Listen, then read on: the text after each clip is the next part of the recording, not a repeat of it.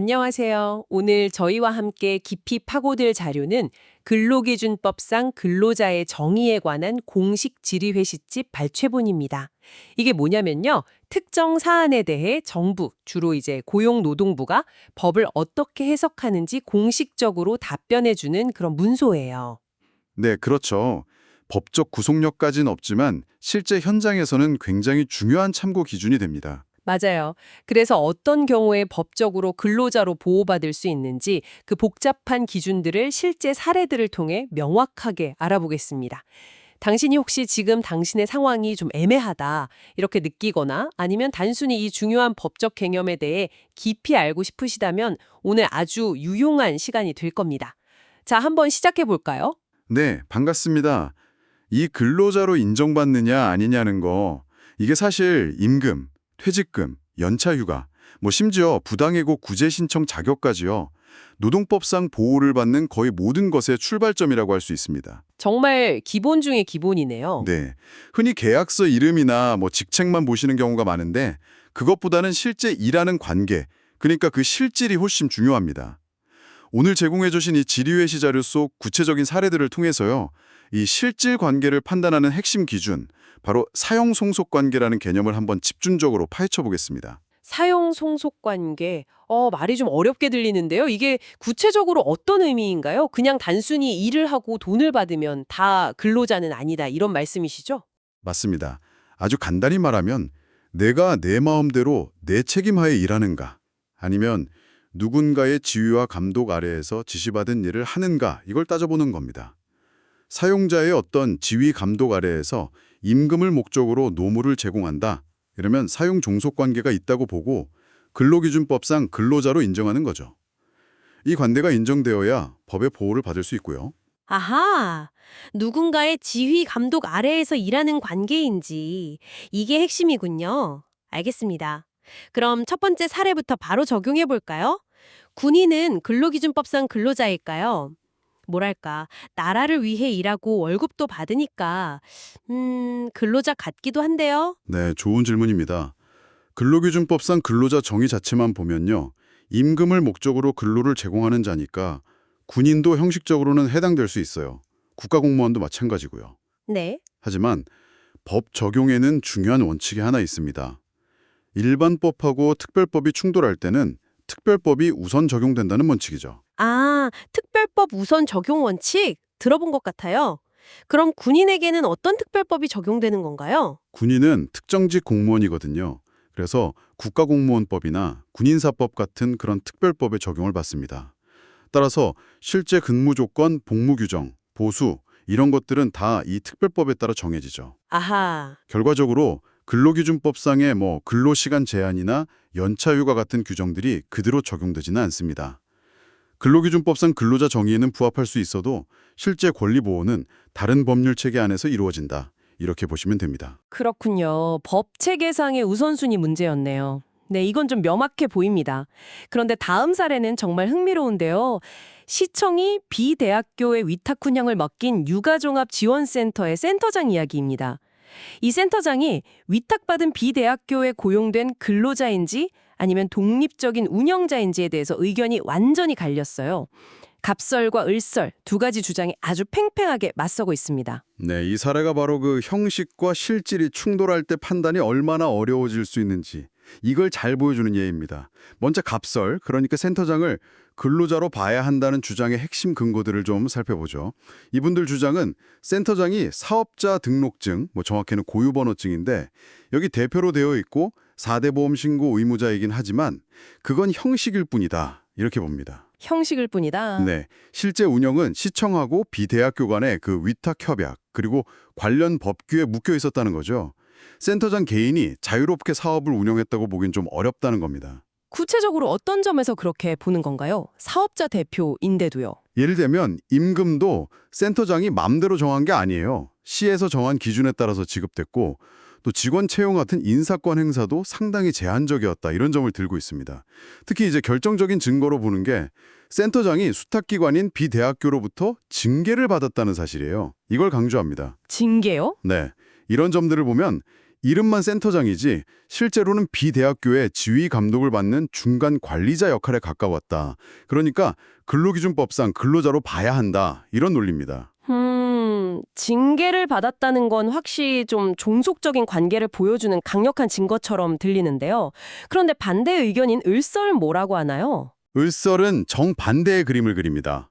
센터장이 직접 위수탁 관련 서류를 준비해서 시청에 제출했고 직원 인사관리, 출퇴근 같은 복무 관리, 물품 구매, 재무, 회계까지 센터 운영의 핵심적인 부분을 사실상 직접 관리했다는 겁니다.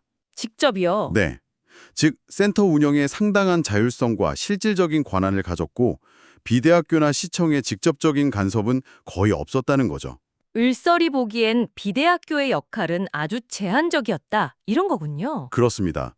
을설은 출퇴근 시간도 정해져 있지 않았고 임금도 시 기준 내에서 본인이 책정한 것이고 징계 문제 역시 센터 자체 규정에 따른 것이지 비대학교의 취업 규칙이나 인사 규정을 적용받은 건 아니다. 이렇게 주장합니다.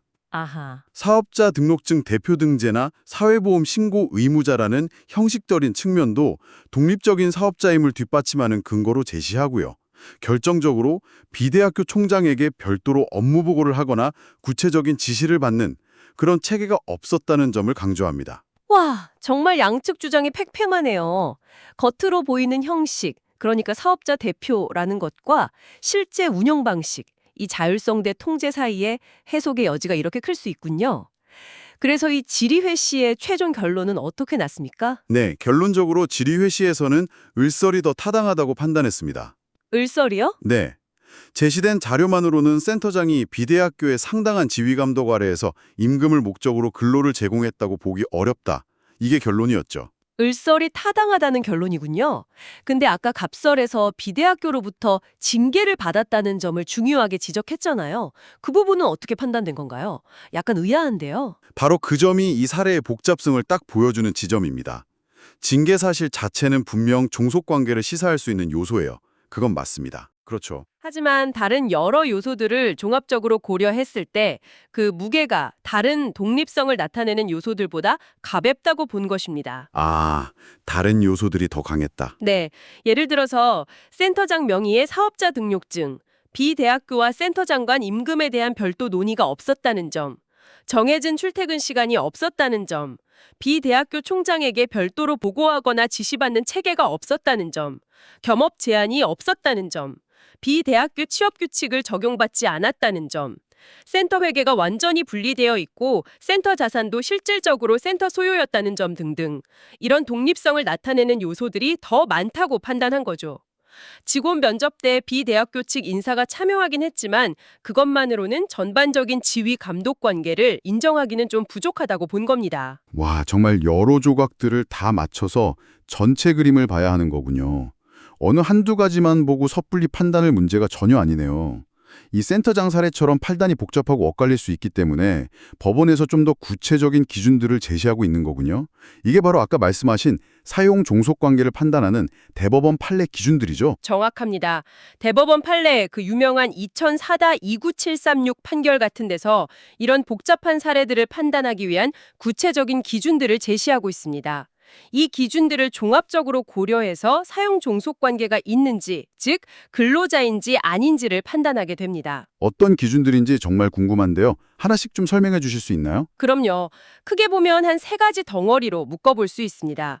첫 번째는 업무 수행 방식과 감독에 관한 기준들입니다. 1번, 업무 내용을 사용자가 정하는지, 그러니까 내가 할 일을 스스로 결정하는지 아니면 시키는 일을 하는지. 네. 2번, 취업 규칙, 복무 규정 같은 것들에 적용을 받는지, 회사의 규칙에 따라야 하는지 여부죠. 3번, 업무 수행 과정에서 사용자의 상당한 지휘 감독을 받는지, 구체적인 지시나 검토, 평가 같은 게 있는지. 아하. 그리고 4번, 사용자가 근무 시간과 장소를 지정하고 내가 거기에 구속되는지, 출퇴근 시간이나 근무 장소가 딱 정해져 있는지. 네 가지 모두 일종의 통제와 관련된 거네요. 내가 얼마나 내 마음대로 일할 수 있느냐, 이걸 보는 거군요. 맞습니다. 그 다음 두 번째 덩어리는 경제적 종속성 및 독립성에 관한 기준입니다.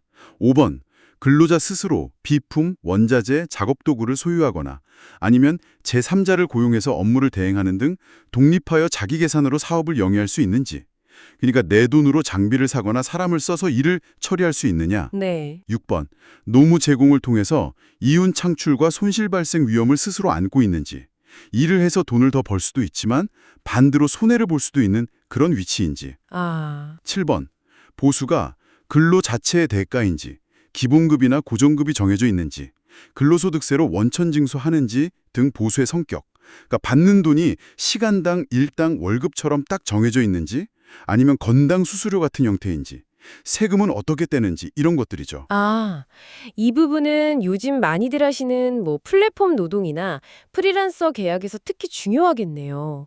내가 직접 장비를 사고 손해볼 위험도 내가 감수한다. 이러면 근로자가 아닐 가능성이 높아지는 거군요. 바로 그 지점입니다. 마지막 세 번째 덩어리는 관계의 지속성 및 사회적 인정에 관한 것입니다. 8번, 근로 제공 관계의 계속성과 사용자에 대한 전속성 유무 및 그 정도. 한 곳에서 꾸준히 일하는지 아니면 다른 곳에서 일하는 것이 자유로운지. 그리고 마지막 9번, 사회보장제도 관련 법령에서 근로자 지위를 인정받는지, 예를 들어 고용보험이나 산재보험 같은 사회보험에 가입되어 있는지 여부입니다. 와, 정말 따져볼 게 많네요. 그냥 단순히 계약서 이름만 보고 판단하면 정말 큰일 나겠습니다. 네, 여기서 중요한 것은요, 이 9가지 기준 중에 몇 개가 충족되면 근로자, 몇 개 안 되면 아니고 이런 식으로 기계적으로 판단하는 게 아니라는 점입니다. 아, 그게 아니군요. 네, 이 모든 경제적, 사회적 조건들을 종합적으로 고려해서 실질적으로 사용자의 지휘 감독 아래에서 일하는 관계, 즉 사용 종속 관계에 있는지를 판단해야 합니다. 때로는 몇 가지 기준이 충족되지 않더라도 다른 중요한 기준들이 아주 강하게 충족되면 근로자로 인정될 수도 있고요. 그 반대도 가능합니다. 종합적인 판단. 어렵지만 이제 어떤 요소들을 봐야 하는지는 좀 감이 잡히네요. 그럼 이 기준들을 염두에 두고 또 다른 흥미로운 경계선상의 사례를 살펴보죠. 시내버스 회사의 견습 운전기사 이야기입니다. 정식 채용 전에 서류, 면접, 견습, 정밀검사를 거치는데 이 견습 기간 동안 근로자로 볼 수 있느냐는 질문이에요. 보통 한 달 정도 벌리고 심지어 일부 시간에는 실제 승객을 태우고 운행하기도 한다네요. 이건 교육기간이니까 근로자가 아닐 것 같기도 한데요. 이 경우 역시 핵심 질문은 같습니다. 이 견습 기간 동안 사용 종속 관계가 성립하느냐는 거죠. 만약에요, 이 견습이 의무가 아니고 운전자가 되고 싶은 사람이 개인적으로 필요해서 자율적으로 참여하는 그런 교육 프로그램이라면 근로자로 보기 어렵습니다. 학원에서 운전 배우는 거랑 비슷하게 볼 수도 있겠죠. 하지만 자료에 나온 내용을 보면 좀 달라 보이는데요. 이 견습이 정식 채용 전에 반드시 거쳐야 하는 필수 과정이라는 점, 회사 소속 견습부장이 동승해서 교육하거나 심지어 실제 운행 및 승객 수송을 하는 경우도 있다는 점, 견습 시간이 매일 일정하게 정해져 있다는 점, 견습 기간 중 회사 버스를 이용하고 본인이 별도로 작업도구나 비용을 부담하지 않는다는 점, 이런 것들이 나와 있어요. 바로 그 지점들 때문에 판단이 달라지는 겁니다. 말씀하신 내용들을 종합해보면 비록 견습이라는 명칭을 쓰고 정식 근로계약을 맺기 전이라 할지라도 해당 기간 동안 실질적으로 회사의 지배 관리 아래에서 일한 것으로 볼 여지가 매우 크다. 이게 지뢰회시의 판단입니다. 아, 근로자로 볼 여지가 크다. 네. 특히 교육 내용의 단순한 연습을 넘어서 본래 근로자가 수행해야 할 업무, 즉 승객 수송이 포함되어 있다면 이건 교육이라기보다는 거의 업무 수행에 가깝다고 보는 거죠. 회사의 통제하에 있으면서 실제 업무와 유사하거나 동일한 활동을 했다면 견습생이라도 근로자로 인정될 가능성이 높다는 겁니다. 물론 이 회신에서도 구체적인 주의 감독 정도 같은 추가적인 사실관계 확인 결과에 따라서 최종 판단은 달라질 수 있다. 이렇게 덧붙이고는 있네요. 하지만 여기서도 핵심은 결국 견습이라는 이름표 뒤에 숨겨진 실질적인 관계라는 거군요. 정확합니다. 형식보다는 실질이 중요하다는 원칙이 여기서도 그대로 적용되는 거죠. 견습 기간 중에 구체적으로 어떤 지시를 받았는지, 감독의 강도는 어떠했는지 이런 것들을 더 따져봐야 최종 결론을 내릴 수 있겠지만 제시된 사실관계만으로도 사용 종속 관계를 인정할 만한 요소가 상당히 많다고 본 것입니다. 오늘 여러 사례와 구체적인 판단 기준들을 통해서 근로기준법상 근로자인지 아닌지를 판단하는 것이 얼마나 복합적인 과정인지 명확히 알 수 있었습니다.